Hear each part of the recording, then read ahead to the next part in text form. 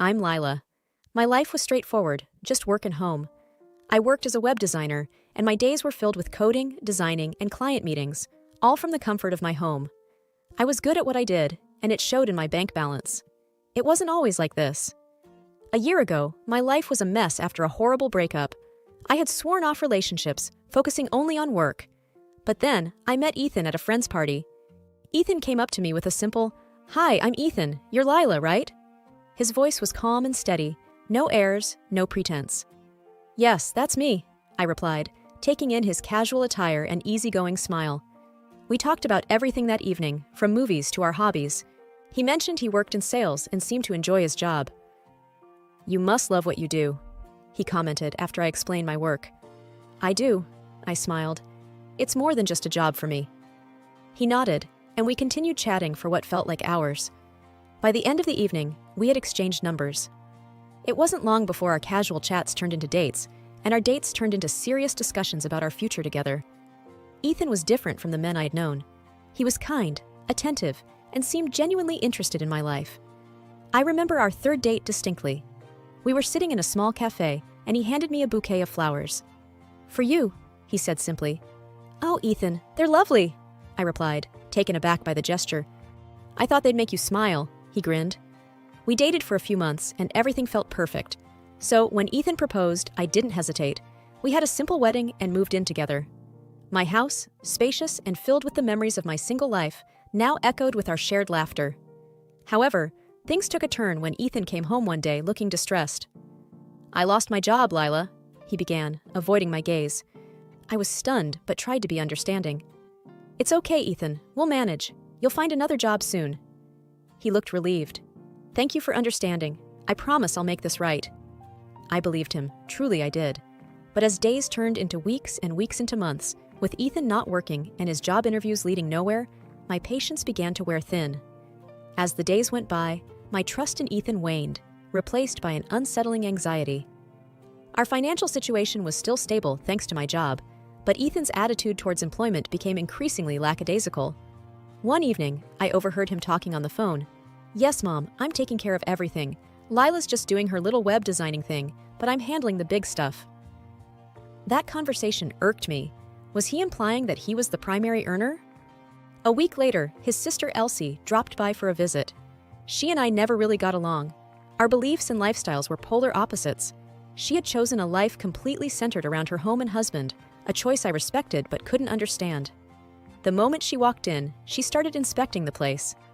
"Lila, don't you ever dust around here?" she commented, running her finger along a shelf.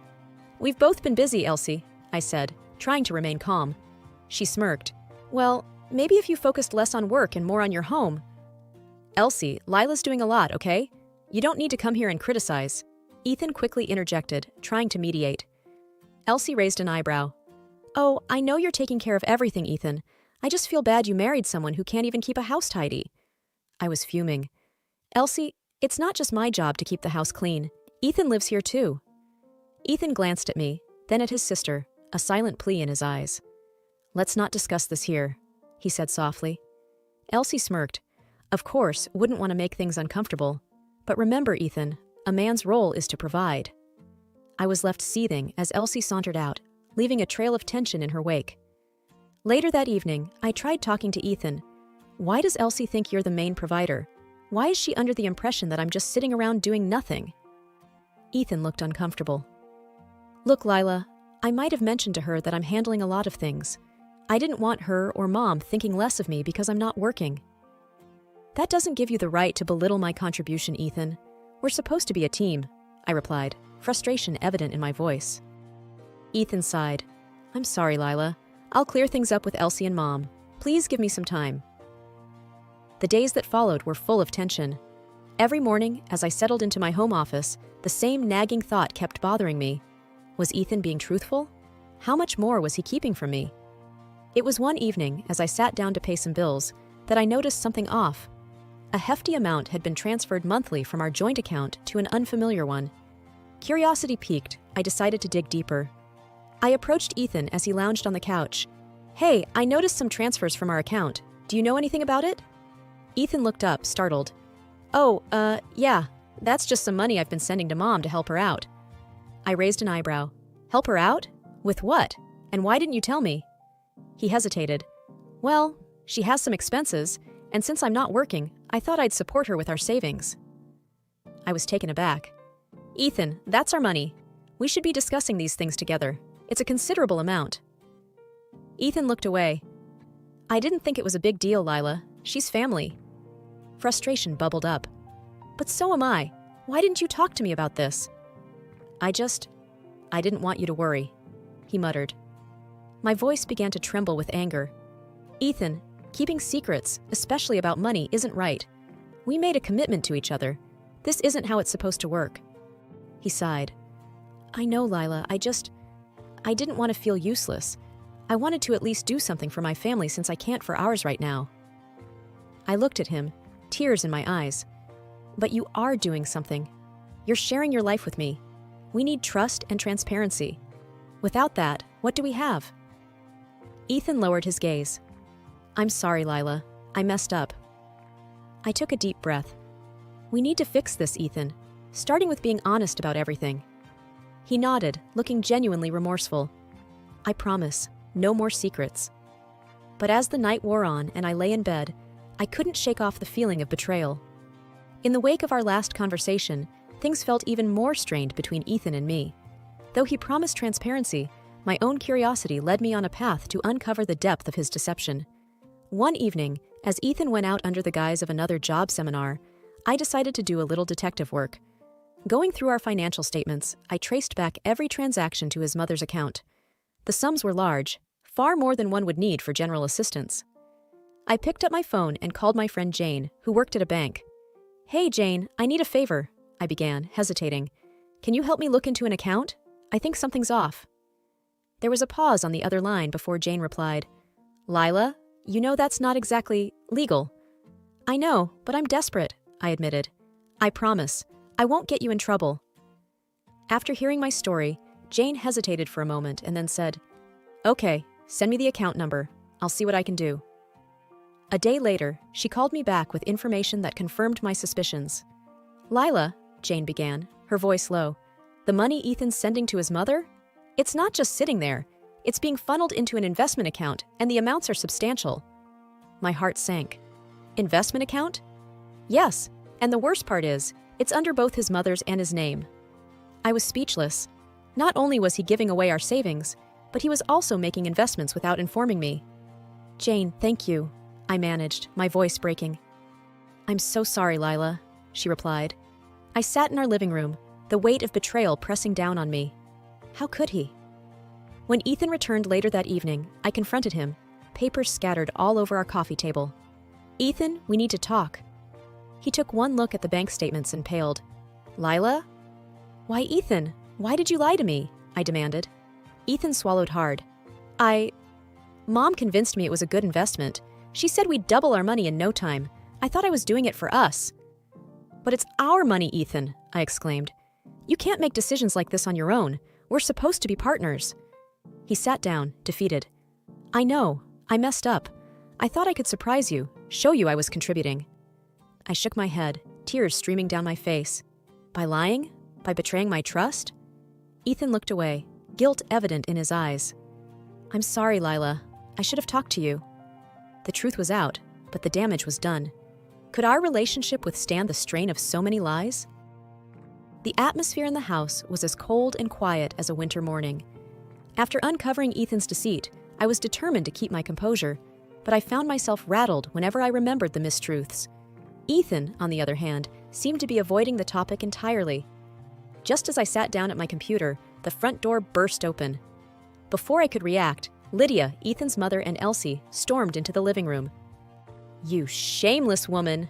Lydia's voice cut through the air. All you do is sit on your behind and suck the life out of my son. Elsie chimed in with a smirk. Always knew you were a leech, just waiting to latch onto someone better off. I took a deep breath, gathering my thoughts before replying. I'm the one working and earning here. Ethan hasn't been for months. Ethan stood off to the side, his eyes darting between us. I hoped, expected, that he would say something, defend me. But he remained silent. Lydia, her face red with rage, took a step forward. You expect us to believe that? My son has been the one supporting this family. You've just been enjoying his hard work. Elsie nodded in agreement. Honestly, I don't know what he saw in you. You're just a lazy housewife, living off someone else's money. Their words were like salt on an open wound. But more painful than their false accusations was Ethan's silence. He just stood there, watching the scene unfold without uttering a word in my defense. Taking a deep breath, I stood tall and looked straight into Lydia's eyes. All I ask is for the money Ethan transferred to you, returned. It's rightfully ours, not just his. Lydia's face twisted in rage. How dare you? That's my son's money, and I'll decide what to do with it. Despite the fury in her eyes, I didn't waver. It's our money, Lydia. Earned by me, not him. She stared at me for a moment, the room silent except for our heavy breathing. Then, with a huff, she turned on her heel, Elsie following close behind. This isn't over, Lydia spat as she stormed out of the house. The door slammed shut behind them, leaving a lingering echo. I turned to Ethan, waiting for him to say something, anything. But he just looked down, avoiding my gaze. The gravity of the situation weighed heavily on me. Not only was there deceit about money, but I was also fighting a battle with his family on my own. His silence hurt more than any deceit ever could. A few days after the confrontation, I sat in my home office, distracted by everything that had occurred. The tranquility of my workspace, usually a haven for creativity, now felt stifling. Taking a sip from my coffee, I pondered on how to reclaim my dignity and pride. The first step was clear. I accessed my online bank, scrutinizing every transaction, noting down each suspicious transfer. The amount Ethan had funneled to his mother was staggering. Money I had earned with sweat and sleepless nights, taken without my knowledge. A message pinged on my computer. It was from Lucy, a friend since college, and also a brilliant lawyer. I had confided in her about the whole situation, and she was eager to help.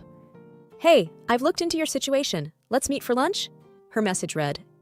We met at a quiet bistro, away from prying eyes. So, Lucy began, stirring her iced tea. I've been doing some digging, and I think we have a solid case here. It's about time we put Ethan and his family in their place. I nodded, taking a deep breath. I just want what's rightfully mine, Lucy. I can't let them get away with this. Lucy's eyes gleamed with determination. Trust me, they won't.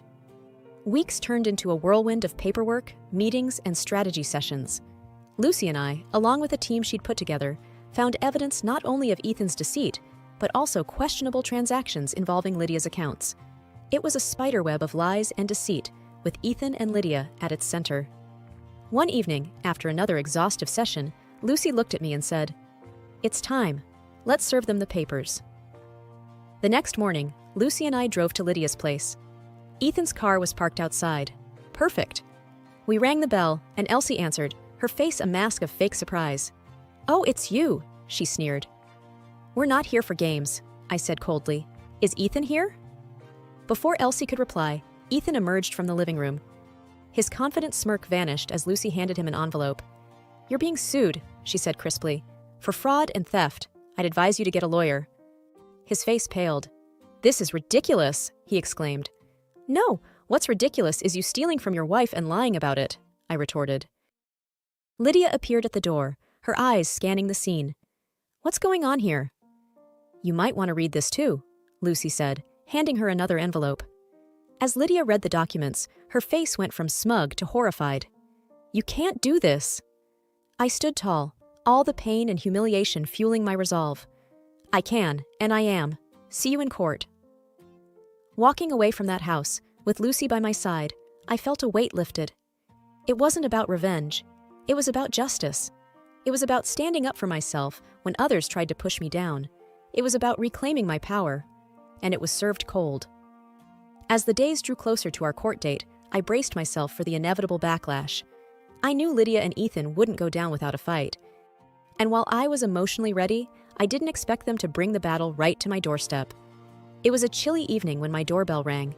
Peering through the peephole, I saw them, Lydia, Elsie, and Ethan, their faces a cocktail of anger and determination. Taking a deep breath, I opened the door. Thought you'd ambush us with that lawsuit, did you? Lydia spat out, taking a step inside. Ethan and Elsie trailed behind her, blocking the exit.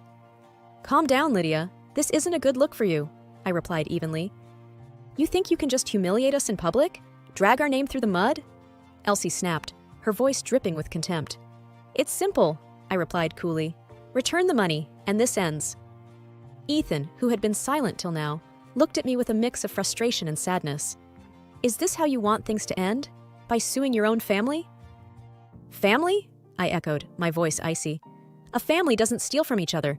A family doesn't lie and degrade one another. He sighed. I made a mistake, but taking us to court? That's extreme. It's justice, I responded, and I'm not dropping the case. Lydia, crimson with rage, glared at me. We won't let you tarnish our reputation. You're going to regret this. Is that a threat? I countered. Everything I've done is legal. Can you say the same? Enough, Ethan shouted. This is getting us nowhere. I fixed him with a steely gaze. You're right. It's clear where we all stand. Now, I suggest you leave. Elsie sneered. You may have gotten the upper hand now, but remember, the courts haven't decided anything yet. We'll see, I replied confidently. As they left, the tension in the room was palpable, but I stood my ground. They had come to intimidate, to make me doubt my course, but it had the opposite effect. Their visit only solidified my decision. There was no turning back now, and whatever the outcome, I was ready. The day of the court hearing arrived quicker than I anticipated. As I entered the building, my heels clicked sharply against the marble floor, echoing the resolute beat of my heart. There was a thrum of anticipation in the air, and I could feel eyes on me, but I remained focused, my gaze unwavering. Sitting across the room, Lydia, Elsie, and Ethan whispered among themselves, casting furtive glances in my direction. Ethan looked especially worn out, his earlier confidence replaced by clear anxiety. Lydia, on the other hand, wore a mask of defiance, while Elsie's face was set in a frown, her eyes hard and calculating. The room fell silent as the judge entered, taking her place at the bench. We are gathered here today to discuss the matter of financial fraud and theft, she began. Present your case. My lawyer stepped forward, presenting the evidence of the unauthorized transfers and Ethan's deception. The paper trail was undeniable, every detail meticulously recorded. The judge frequently glanced up from the documents, looking first at Ethan and then at me. Ethan's lawyer made a valiant attempt to argue that the money was gifted willingly, but the evidence against them was insurmountable. When Lydia was called to the stand, her arrogance was palpable. That money was for my son, she declared. It was only right that he should have it. But it wasn't yours to take, I replied calmly when it was my turn to speak. And it wasn't yours to keep, Lydia snapped, pointing a shaking finger at me. The judge interjected. This isn't about family dynamics. This is about the law, and the law is clear on this matter. Hours seemed to stretch on as the proceedings continued. When the final verdict was read, vindication surged through me. Ethan was ordered to return every cent he had taken, and additional punitive damages were awarded to me for the deceit and emotional trauma. After the hearing, as I stepped out into the crisp air, I felt lighter than I had in months. This was more than just a legal victory. It was my emancipation from the shackles of deception, disrespect, and manipulation. Ethan approached, his face pale. I'm sorry, he murmured, not meeting my eyes.